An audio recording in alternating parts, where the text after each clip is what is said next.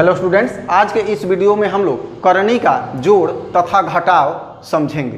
क्योंकि जब भी हम कोई गणितीय संक्रियाएं करते हैं तो इस तरह की समस्याएं हमारे सामने आ ही जाती हैं। तो यहाँ पर मैंने 5 उदाहरण लिखा है और पांचों उदाहरण को एक एक करके यहाँ पर कंसेप्ट क्लियर करेंगे। और मुझे आशा है कि इतना क्लियर कर लेने के बाद आप लोगों को करनी के जोड़ अथवा घटाव में कोई समस्या नहीं आएगी और हम अपनी सारी गणितीय संक्रियाएं सुदृढ़ रूप से कर पाएंगे। तो चलिए आइए प्रारंभ करते हैं। यहाँ देखिए, यहाँ पहला प्रश्न पहला है √3 + 2√3। देखिए यहाँ पर अब √3 है, जहाँ कुछ नहीं हो इसका मतलब कि इसमें 1 से गुना होता है। तो 1√3 2√3 है। यहाँ ऐसे समझेंगे, अगर डायरेक्ट जोड़ना हो तो ये √3 को हमने आम समझ लिया। तो 1 आम जोड़ 2 आम बराबर कितने आम? 3 आम।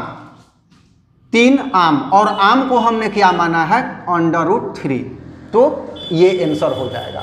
आइए इसको गणितीय संक्रिया से समझते हैं। ये 2 पद है और दोनों पद में क्या उभयनिष्ठ है? √3। तो यहाँ हम √3 को उभयनिष्ठ निकाल लेते हैं, अर्थात कॉमन निकाल लेते हैं। इस पद में क्या बचा? 1 प्लस का चिन्ह है, इस पद में क्या बचा? 2। टोटल मिलके क्या हो गया? √3 तो पहले से है और गुना 1 जोड़ 2 मिलके क्या हो गया? 3। और सामान्य रूप से बिना करनी वाले को हम पहले लिखते हैं, तो 3√3 ये हमारा आंसर हो गया। स्पष्ट है? चलिए दूसरा समझते हैं। दूसरा प्रश्न है 5√7 - 3√7। तो आइए देखते हैं, पहले जैसा ही है।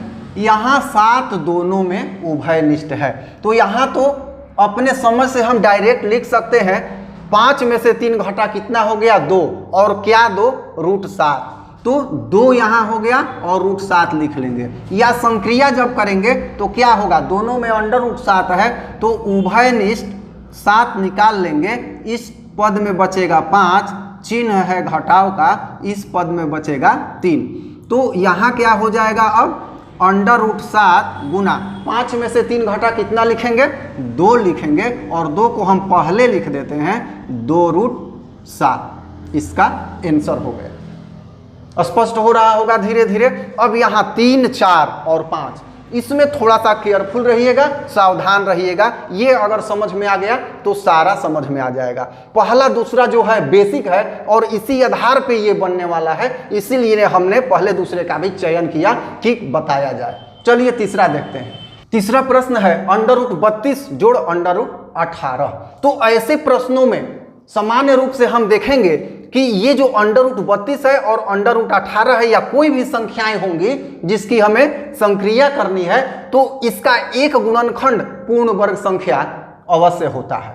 तो पूर्ण वर्ग संख्या देखेंगे कौन सा है? तो 16 गुना 2 लिख सकते हैं इसमें, क्योंकि 16 दूनी 32 और 16 जो है 4 का वर्ग होता है। इसी तरह से 9 दूनी 18, 9 गुना 2।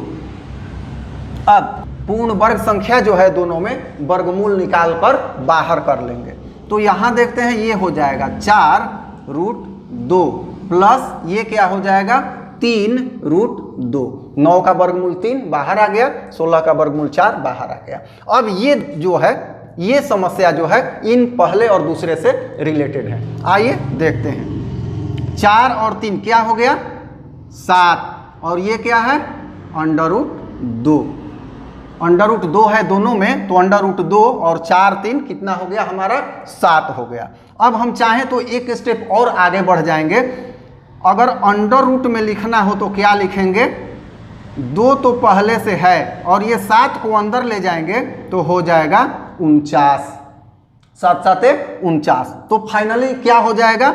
49 में 2 से गुना करेंगे तो √98, अर्थात √32 जोड़ √18 बराबर √98। स्पष्ट हो रहा होगा। चलिए चौथा देखते हैं और क्लियर हो जाएगा। चौथा है √75 - √27। तो 75 में भी देखेंगे कौन सी पूर्ण वर्ग संख्या है? तो 25 तिया 75, 25 गुना 3 माइनस 9 तिया 27, तो ये हो गया 9।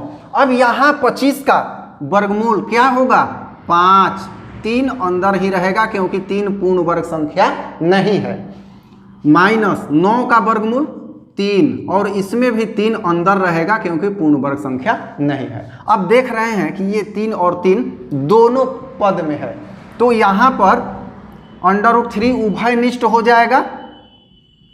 √3 उभयनिष्ठ, यहाँ 5 घटाव 3, तो क्या हो जाएगा यहाँ पर √3 गुणा 2 हो जाएगा।